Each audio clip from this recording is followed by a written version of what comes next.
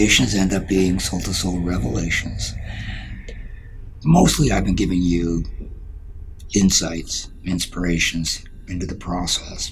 We started with sentiency, science of impression, which we'll go into much greater length later on. And eventually worked our way up to CCP and now matters of conscience. I'd like to talk a little bit more today about matters of conscience because it is a primal reality in our whole episode of existence.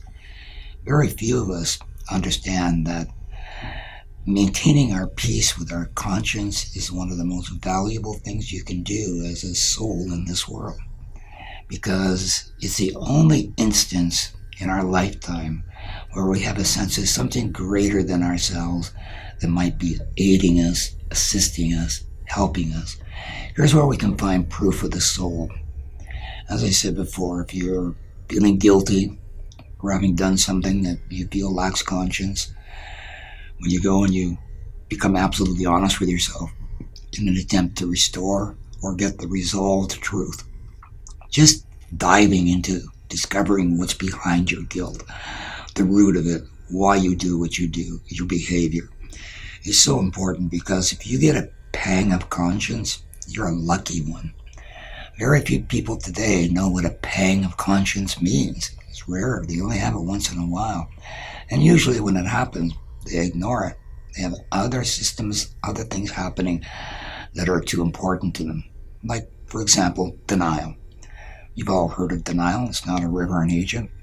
It's where we have certain truths that we like to keep covered. Sometimes we forget we've covered them.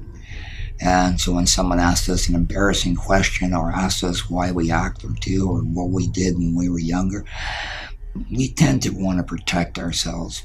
More a prideful event rather than admitting the truth. Admitting the truth for some people can be very, very, very difficult because when they do, it bursts their bubble of denial. It makes them face reality. Now, I know a lot of young people grew up and thought to themselves, I wish my parents would come out with the truth and tell me why they treated us the way they did when we were younger. But they don't in their lifetime. They don't apologize for it.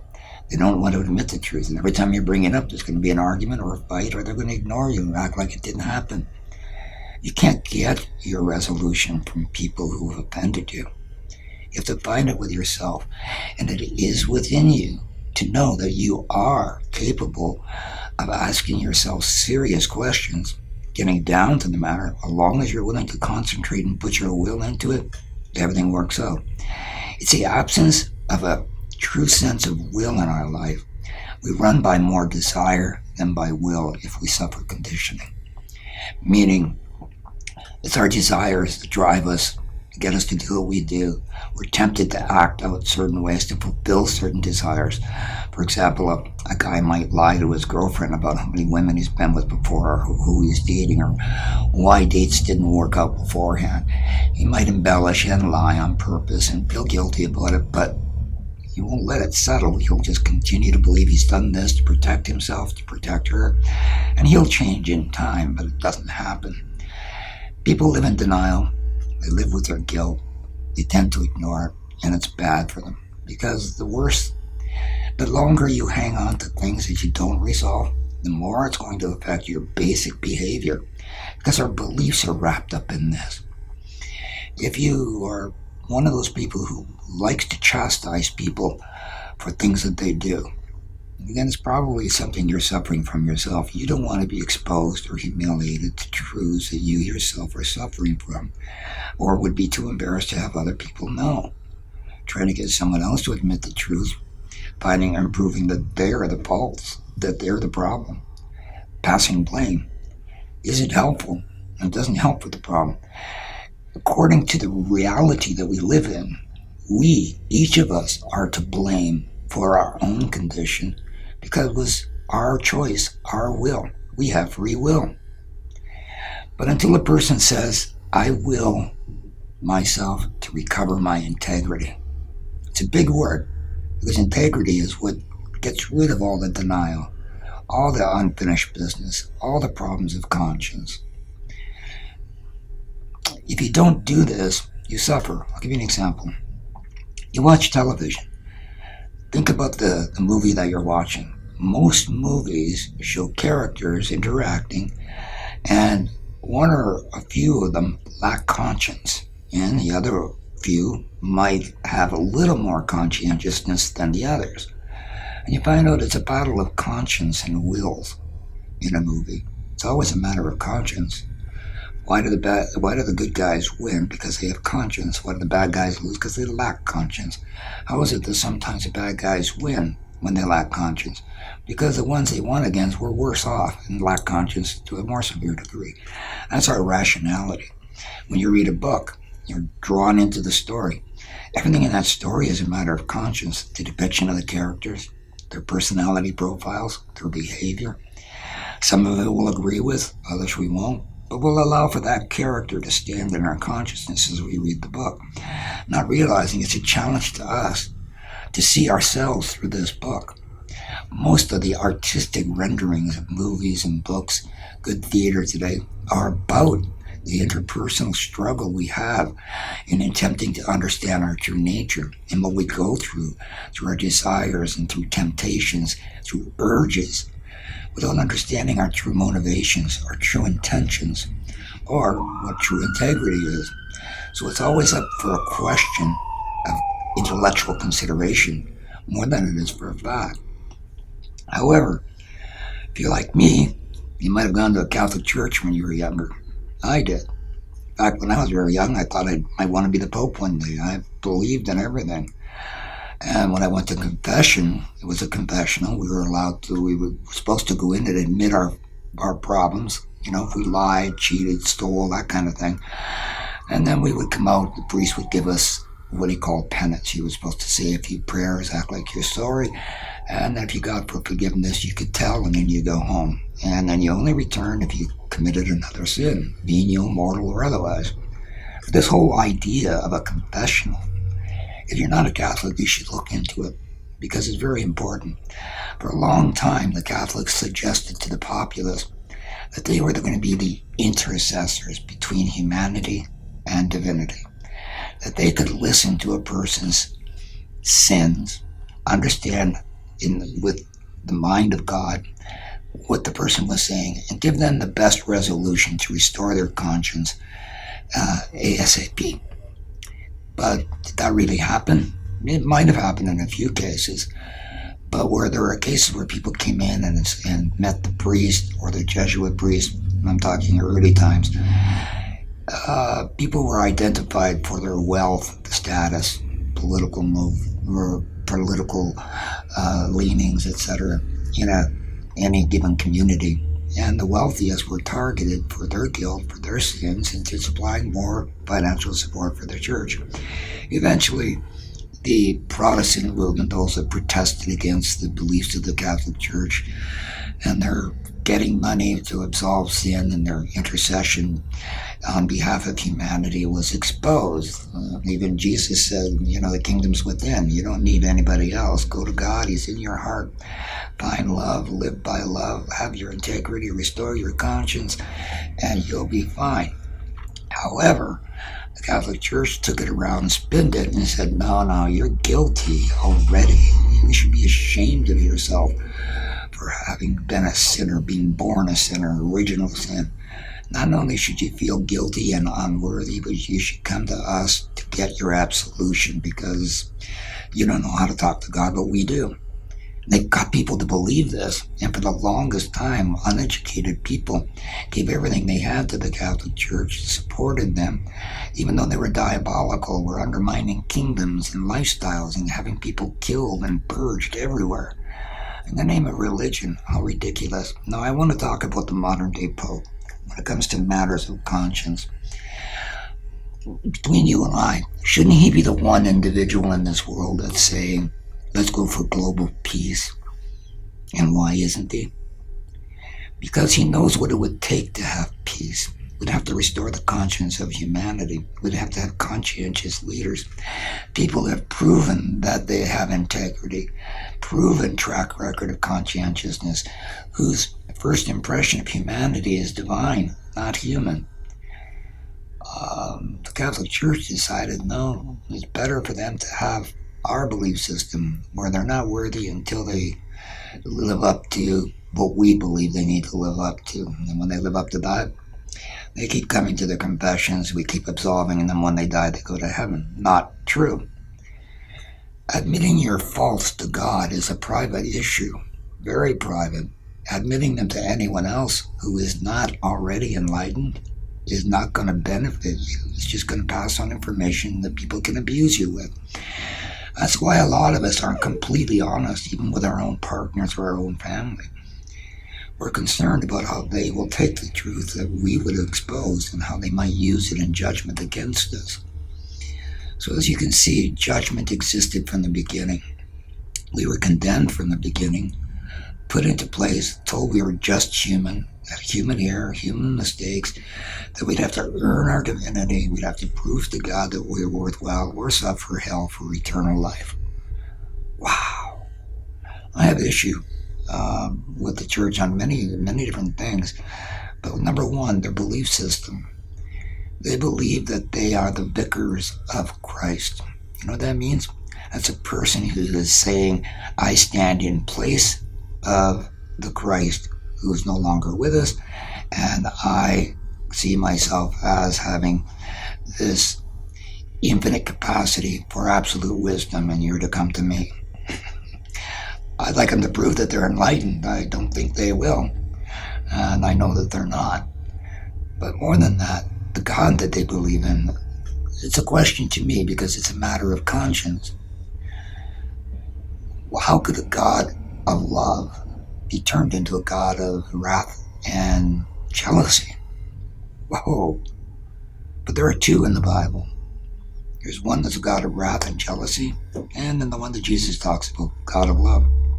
I had an argument with a man in Winnipeg back in 1983 when I came out of the hospital. Pardon me, it was 85.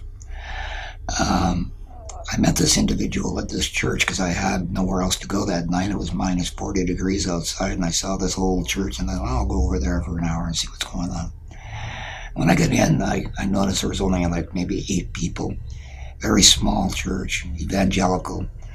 And the priest or the minister comes in and starts telling everybody how unworthy they were, and they're to turn around in their seats and repent into the seat. So instead of facing the front, turn around, face the back because you're not worthy, and repent of your sins. And only when you feel worthy, turn around again. At the end of his 1-hour session, I asked if I could speak to him. He agreed. And he asked me what it was about. And I said, I have a question for you. I said, I have a tendency to believe that God thinks of us as being his divine offspring. We're all children of God. As such, we're to learn from our errors, correct them, and grow in faith and grace and in trust, and change and become better people, better souls. He goes, well, that's true. I said, well, I believe in a God of perfection, a God who doesn't accuse, judge, condemn, or even punish. So your idea of hell and all of that, I said, it doesn't make any sense to me. Now, if you talk to me about a God of perfection, I can understand the misunderstanding of how, some people believe that God is wrathful. Or is he really? So we argued this. By the end of the night, he dropped me off at my motel, and in front of his entire family and friends in his vehicle, he said, I am going to admit something. I believe in a God of wrath and jealousy.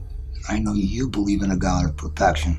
He said, Bud, I think you're going to go to hell for that view. And I said, oh, okay. Well, you're keeping your view, and I'll keep mine, and we'll see how it turns out. And I left.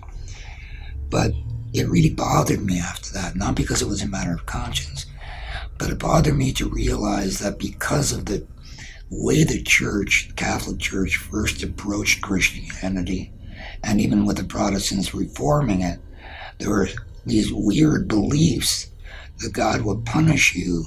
And I know that what punishment from God is, it's not punishment, it's education.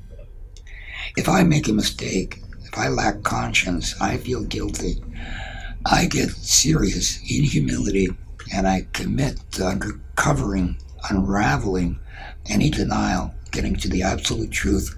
Was it my jealousy? Was it my envy? Was it my pride? What got me into this, to act this way?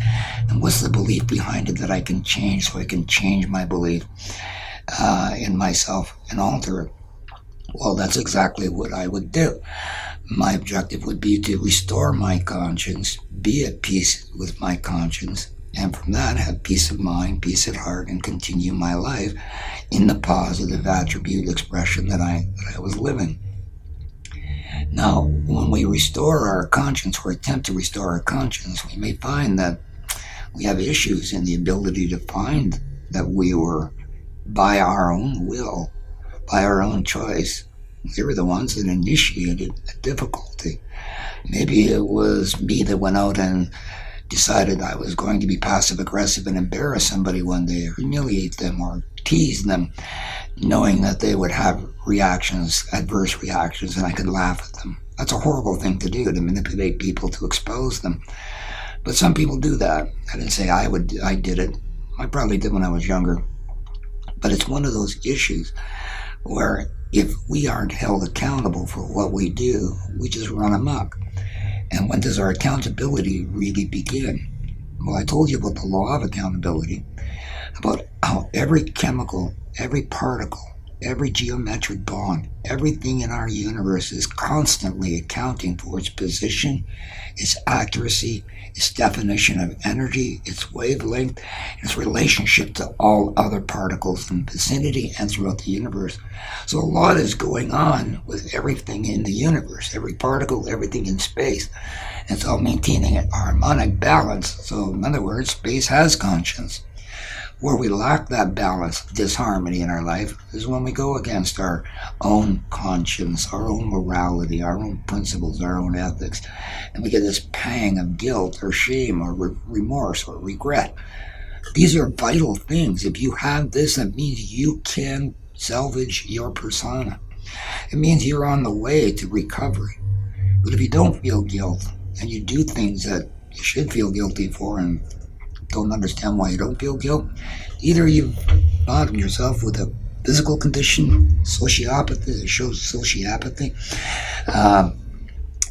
or you just lack conscience or don't have one at all. Well, there's very few people who don't have one. Most of us have a sense of that still small voice within us, but most of us have never thought, how do I employ it? In other words, if I'm making a decision about meeting someone new, befriending them, demonstrating trust, and hoping that they can be trusted and develop into a good friendship, those would be the ideals behind it. But if for any other reason my motives were to change, I would notice it.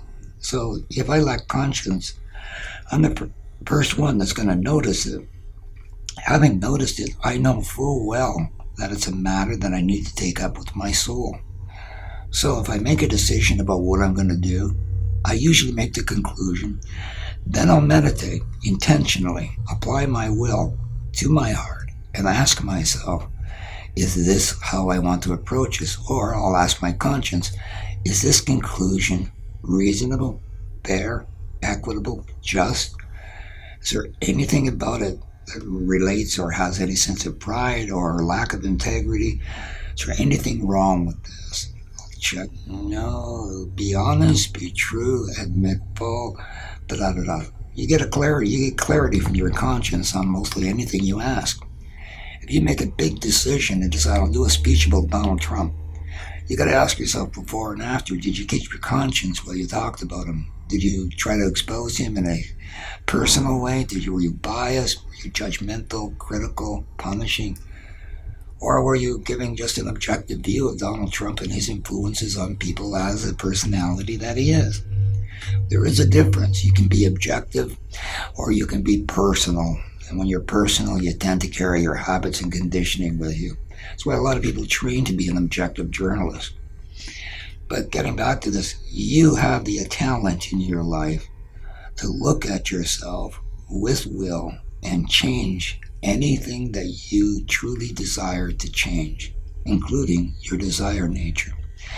We talked about children being sentiently sensitive and growing up and picking up on their parental and their say, cultural habits at home, and then through the neighborhood and through school.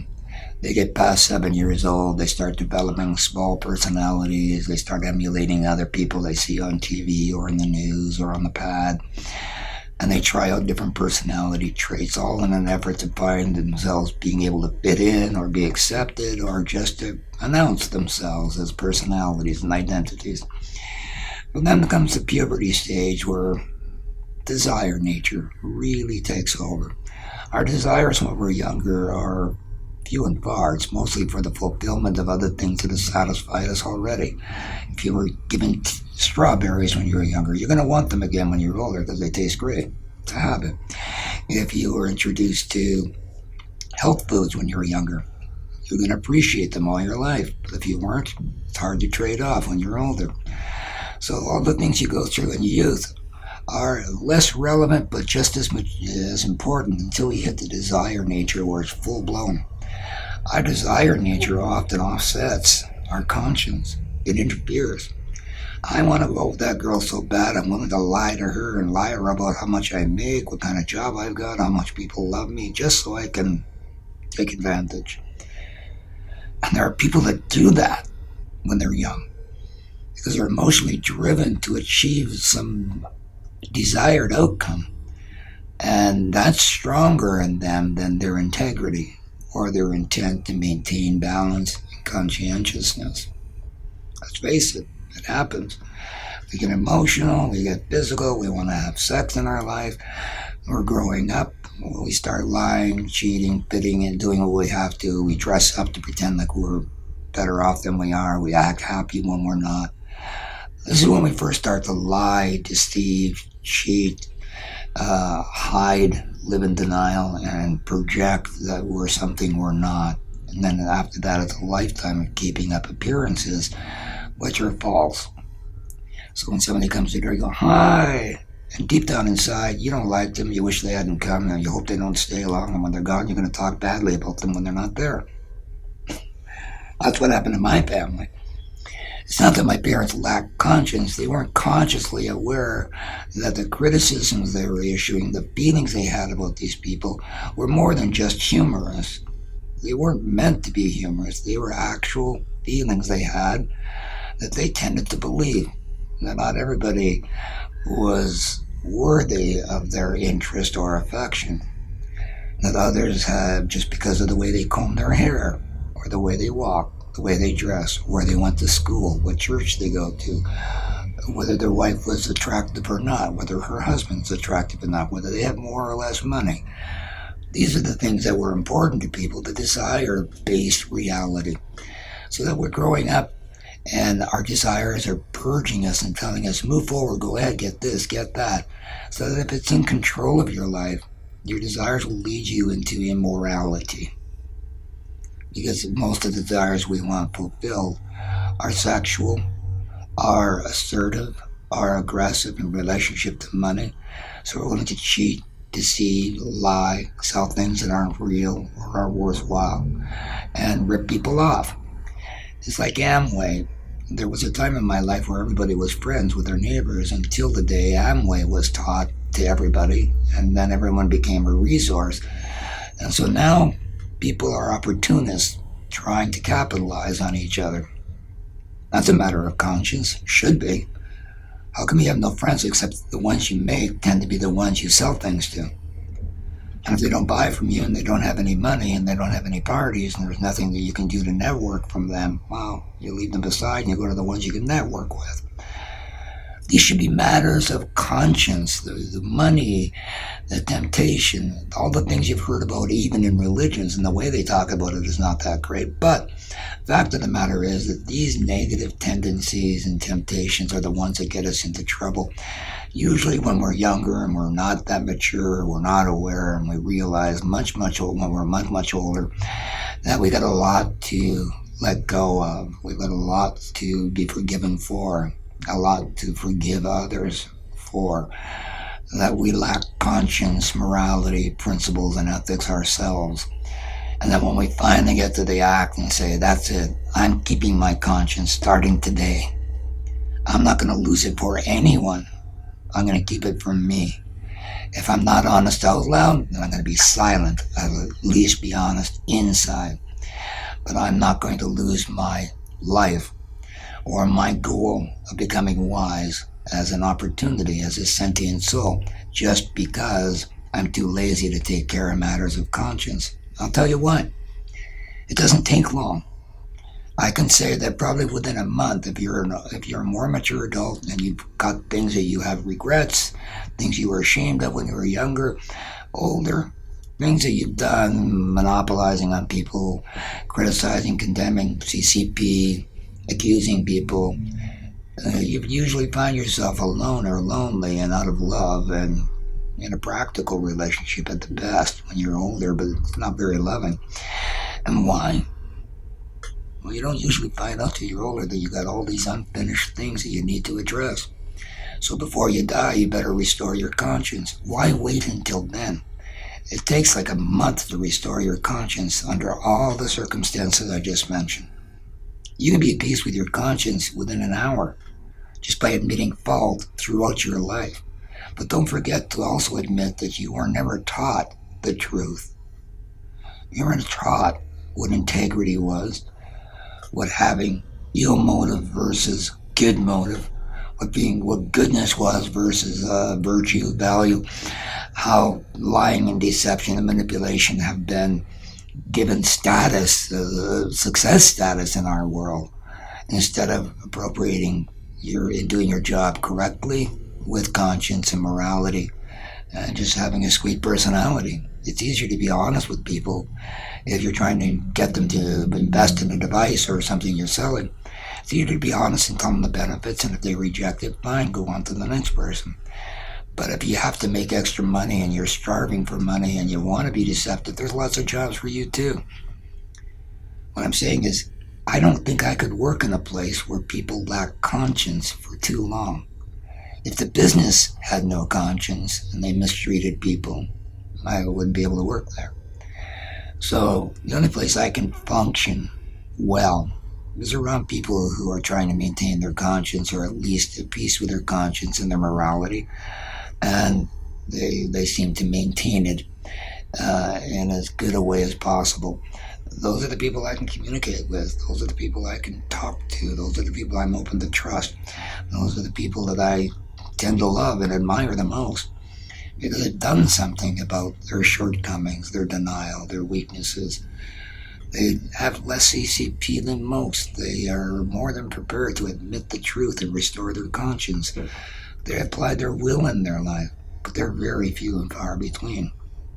Again, I'll go back to the beginning. There are what they call the right-hand path and the left-hand path. You've all heard this.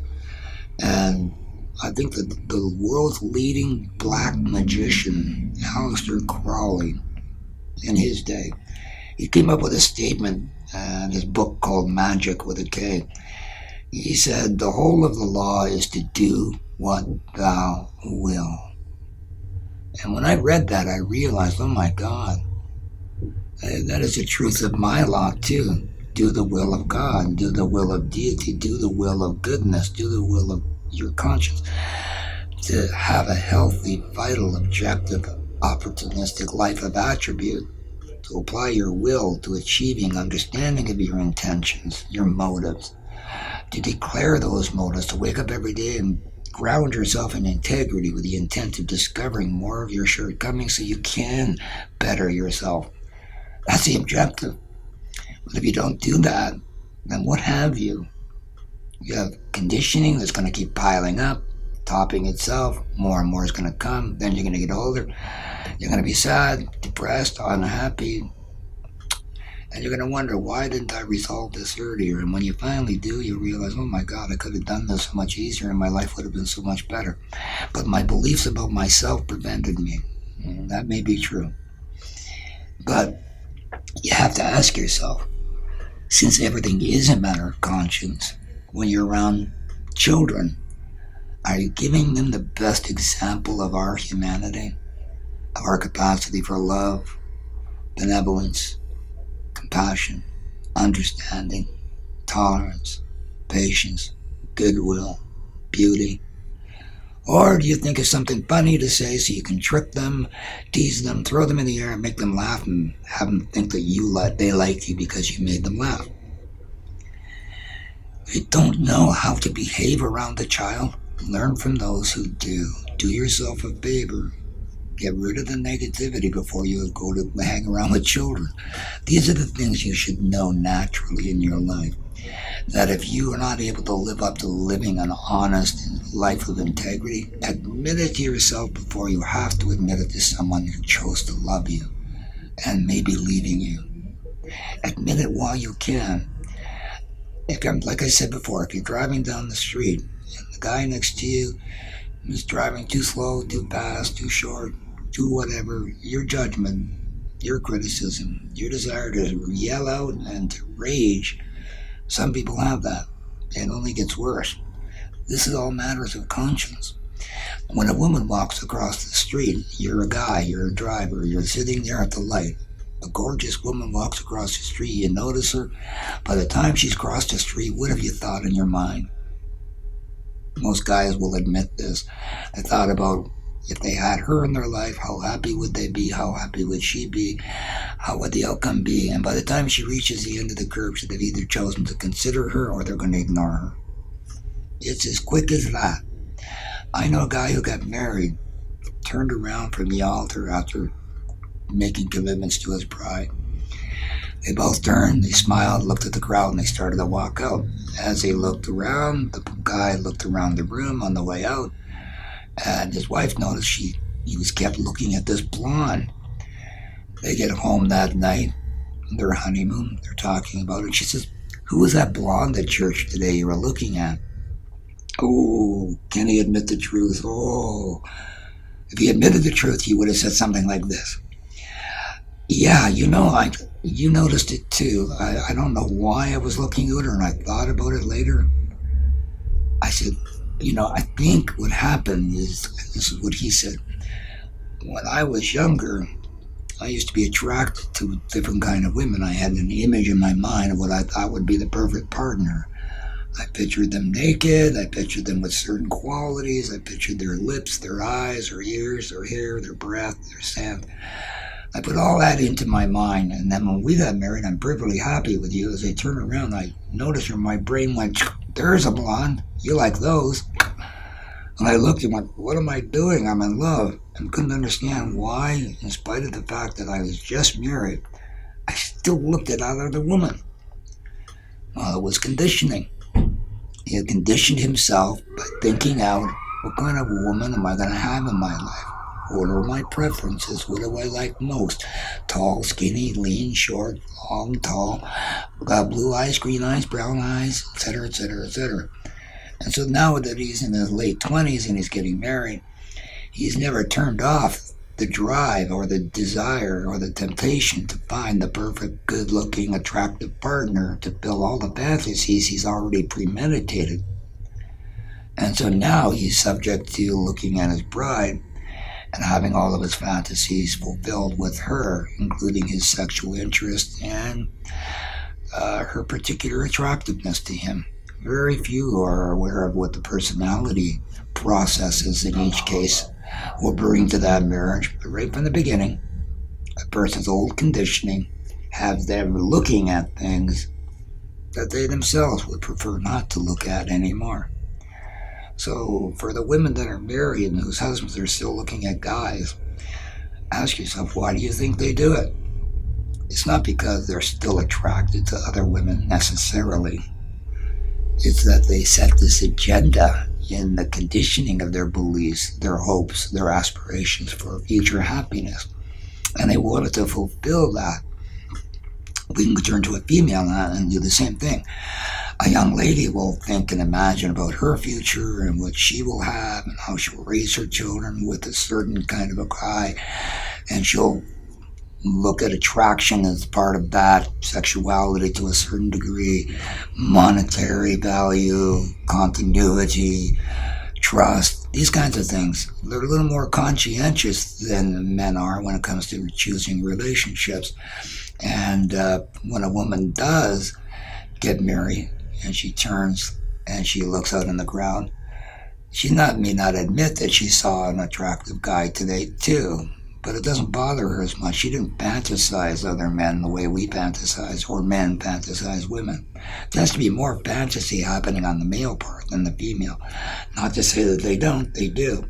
But the conditioning is not as bad. They can look and look away because they're happy. Where the guy looks and wonders why he's looking, doesn't look away, and now his wife is questioning him. These are all matters of conscience. If you think, oh, I should talk to someone about my problem. I don't know what I'm going to do. My husband, he's a nice guy, but he's boring. He doesn't take me out. We never go anywhere. He doesn't like to listen to me. He tells me I'm always yakking at him. And I'm just not that attracted to him anymore. Well, this is a matter of conscience. I would want to know, how long have you been thinking about leaving? Oh, since the beginning. I wasn't really that much in love when I married him. Oh, well, admit that to yourself first, because that's important. You're not that much in love, and it was easier for you to fall out of love. It tells you that you shouldn't have married for whatever you married for if it wasn't love. What did you marry him for? Because then that you could look at and say, wow, I thought he was conscientious. He was a great employee at his work. I thought he'd go somewhere. I thought he could provide security for our family. And then you stop and you go, wait a second, my agenda was security. If he doesn't offer it, will I leave him? Yes. Again, we go back to the agenda that either individual or anyone has in their life through fantasy, speculation, premeditation, and imagination about a potential happy sexual relationship in the future. Not many people will embody the ideas of what do you do if you have an argument, or if your wife disagrees with you, or your companion that you want to be with is not like you. How do you settle the differences? Do you share perspectives? When you look at a tree, do you both go, oh, that's a beautiful tree? Or does one say, I don't like trees, and the other one says, I do? And so there's no shared perspective. Do you talk about the soul? Can you? And if you do, dare you? I can't tell you how many relationships I've seen come to an end because the women became spiritual before the men. That is a reality. If I did a seminar and it was on this very topic, restoration of the conscience of humanity, I'm willing to bet you that 75 to 80% of the population that shows up would be female. Why? Because they're the ones looking for answers. They're the ones looking for security and safety and assuredness. They're the ones that want to know what is real and how can I tell the differences. And am I doing well as a soul? Or you ask the guys, I don't know if I believe in any of that, but yeah, I take care of my own psychology. There are more women interested in keeping and maintaining harmony, balance, and peace in this world than there are men at present. Just saying. Which brings me back to this point. Who wants peace in the world? I do. I'd like to see peace in the world. And I see absolutely no reason why not. There are no good reasons why we can't have world peace. It's just that no one has brought this up and made it important enough that we've decided, yeah, let's do this. Let's go for world peace. And let's create a world where everyone is treated equally, fairly, has rights, privileges. And let's make education the most important thing in our life, so that as we venture out into space with our technologies and our families, we have something to hang on to, something to look forward to. We need to prepare for meeting intelligent life from other universes, dealing with them, communicating with them. We need to step up in our principles, our understanding of our nature, the understanding of the universe, so much more. But we're at that stage today. We're at that stage where we could build one university that was designed for space-based technology, and every corporation would provide the funding for it, and probably the maintenance fees for the students that go there to get their PhDs so that they're part of the future programs. But that's not our goal. Our goal is in the world today is self-defense, nationalism, keep America great, separateness rather than unity, fighting rather than communication. Instead of diplomacy, make ultimatums. Just move the embassy, let them live with it. The fallout we'll take care of, but the decision's been made. That's not the way to go about dealing with a world who's striving to meet conditions for humanity so that each family gets to raise a healthy, happy group of children that add to the future. Good educations, great relationships, the opportunity for deep study, because nothing is in balance. People don't lack conscience. They're not lacking the morality. It's part of the principal understanding of our life. This is coming to our world very, very soon, sooner than we think. It's just unfortunate that we're not at that phase yet where we're thinking, peace, stop the killing. I can't agree with killing under any conditions. I don't know if I would even defend myself unless I was protecting someone else, yes. But if it was just me and someone came up to me with a gun and said, this is your last hour, I'd say, give me a minute to get ready. Because if you're going to do it, I have to think about you and how unfortunate it would be for you, the karma you're going to get for doing this. I'm not worried about leaving. I've already made my bed, if you know, to say the least. I'm already where I need to be, unafraid, and I love it. I want you to have the same thing too. There's no reason why we can't have peace. If you look at religions, they don't want peace really either. Certainly the Catholic Church is not promoting it. Certainly the Muslims only want peace with themselves. The Buddhists, they want peace for everybody. So in that way, I like the Buddhists. I like the Christians who think of love and principle and value and honesty and integrity. Yes, these are the qualities that can give us the future that was intended for us. When we meet a certain grade, just like the cycles of life I talked about, 7, 14, 21, 28, and so on, we're at that time where we're going to meet a certain grade of data input, so that data now will have a neurological result that will have what we call harmonic convergence of our neural network. If it's done by technology, you'll be robbed of your own free will. If you do it yourself, it's called an initiation. It's called the interaction of your soul and your personality integrating as an actual event. It's an actual outcome. It can actually be expected, waited on, attempted because of the outcome. Others have done it. Others can do it. I've done it. You can do it. And there's the difference.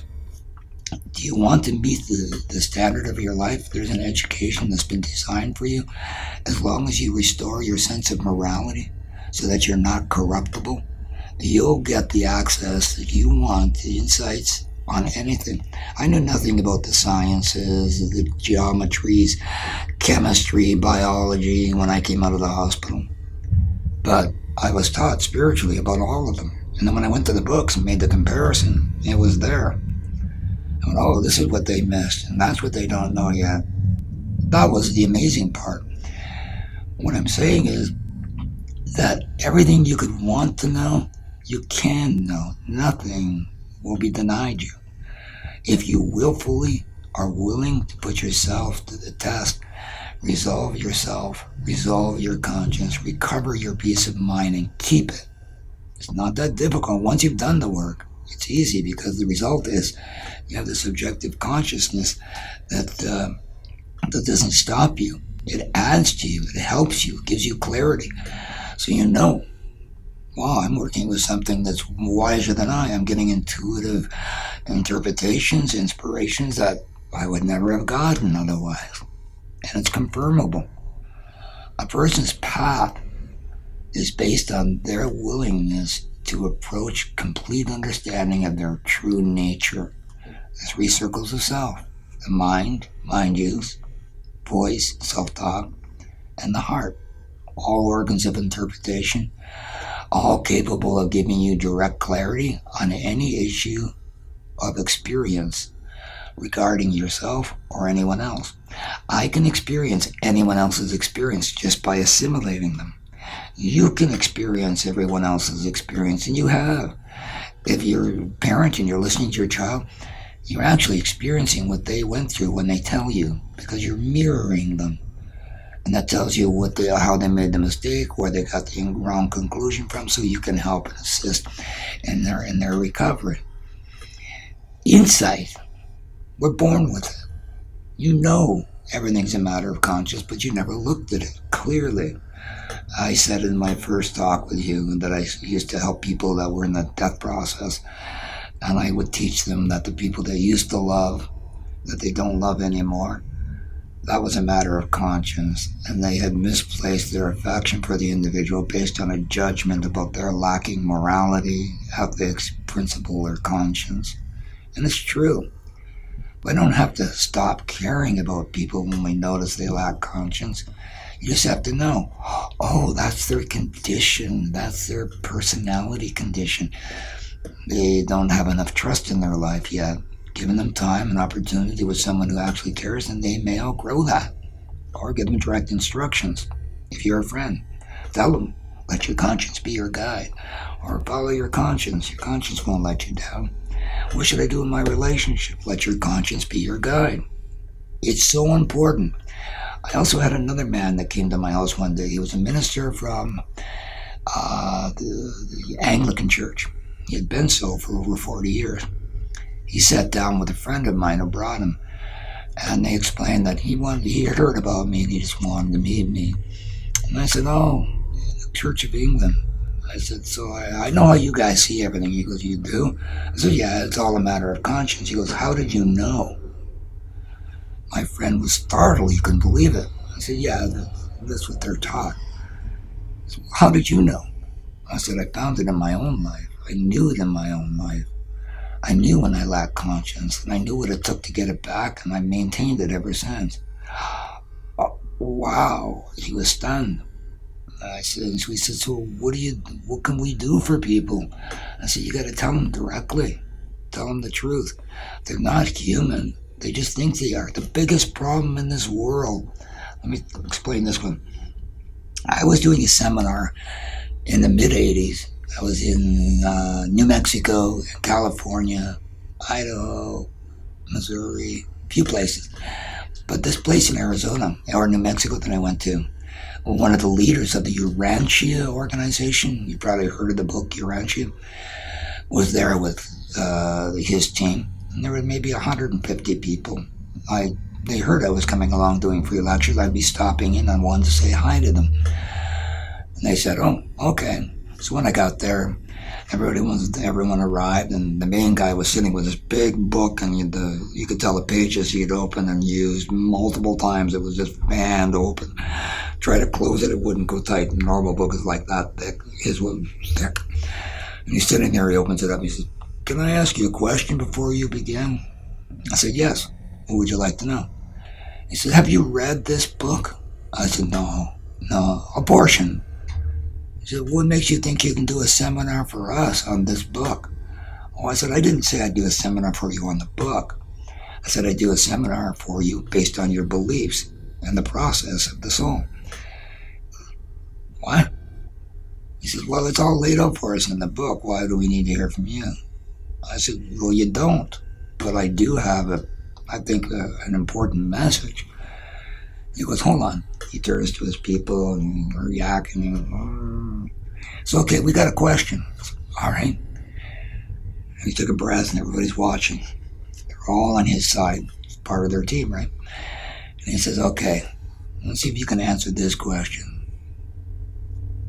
What's the biggest problem in the world today? I said, oh, two things. One, you think you're human. Two, corruption. What? So people think they're human. He looked at me. They started chatting with each other. Like, what was going on? And sure enough, it started to sink in. The next thing I did, I waited a few minutes, and I said, inside your book it talks about attainment. I did read that part. And I know that you want to attain, and you want to see things as they are, as an evolved soul. He said, yeah.